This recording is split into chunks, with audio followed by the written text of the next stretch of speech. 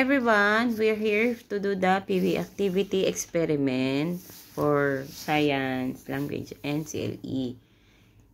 Joseph Carmelo draw a happy face, and then now he will do the put the water.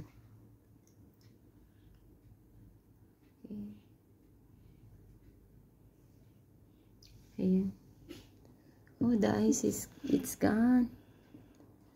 Oh, see? The ice is gone. Okay. It's nice. What object? It's good. There's a question here. What object do you see in the sky at night?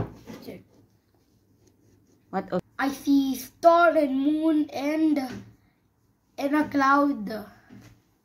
Okay, Joseph, very good. How about what do you see in the sky during the day? In the sky and during the day. Yes, what do you see? I see in the sky.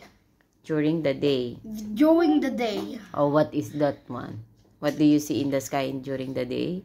During the day, the sky is very good. And we see all of them that. Okay.